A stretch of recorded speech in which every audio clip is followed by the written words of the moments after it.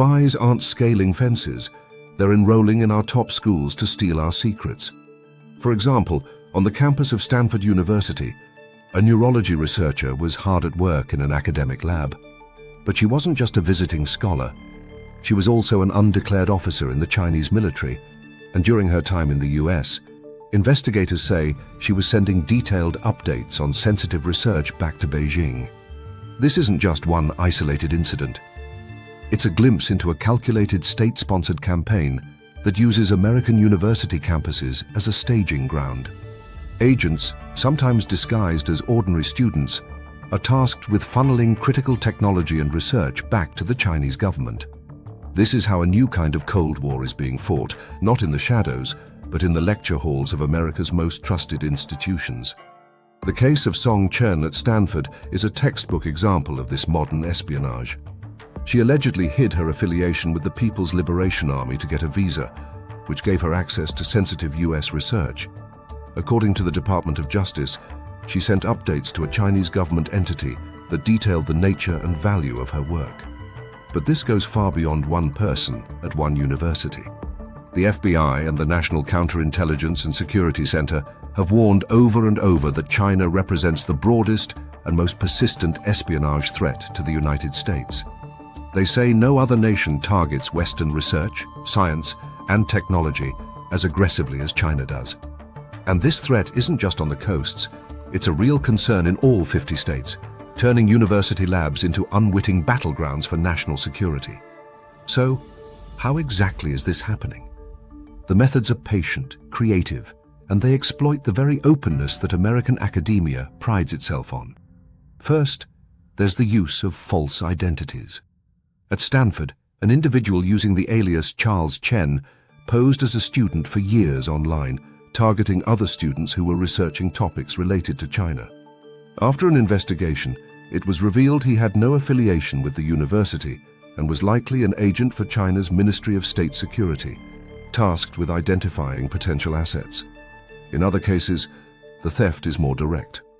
A postdoctoral researcher at Harvard Medical School was caught at the airport with 21 vials of stolen cancer cell samples, which he intended to take back to a lab in China to replicate the research under his own name. Then there's the disturbing level of surveillance. Some students, especially those funded by programs like the Chinese Scholarship Council, may be required to report regularly on their research to the government, creating an atmosphere of compliance and extending the Chinese Communist Party's reach directly onto American soil. Stealing academic research isn't a victimless crime. The intellectual property being targeted is the engine of America's economic future and the foundation of its military advantage.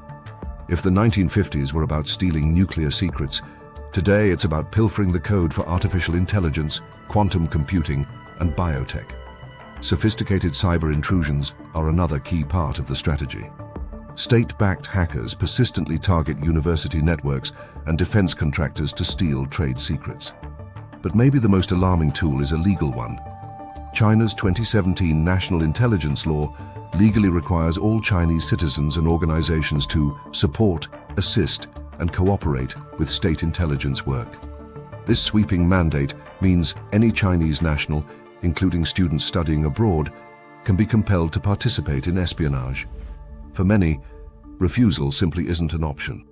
If you're finding this investigation valuable, take a moment to subscribe and share this video. Raising awareness is the first step in protecting our future. The consequences of this campus espionage are staggering.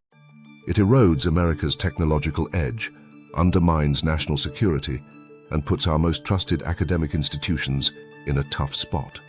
The US government has tried to crack down on researchers who hide their ties to Chinese institutions. However, the effort has been controversial. Some high-profile cases, like those against professors at MIT and Temple University, were ultimately dropped, raising real concerns about potential overreach and the difficulty of navigating these complex investigations. And let's be crystal clear, the overwhelming majority of the nearly 300,000 Chinese students in the US are here for a world-class education. They contribute immense value to our universities and our country. They are not spies. In fact, many are themselves victims of their own government's surveillance and control. But as intelligence officials warn, It only takes a few strategically placed individuals to inflict enormous damage. The threat is clear. A calculated state-sponsored campaign is leveraging the open environment of American universities to transfer technology and intelligence. From students hiding their military ties to legally mandated cooperation with intelligence services, the methods are sophisticated and deeply embedded. This isn't just about protecting patents or research papers, it's about safeguarding the future of America's economic prosperity and national security. The quiet halls of academia have become a front line in a global power struggle. The question is, are we doing enough to protect our innovation? If the quiet halls of academia have become a front line, imagine what it looks like when these strategies are applied on a global scale. Click the video on your screen to watch how China can win a war without firing a shot to see the full picture. Thank you for watching.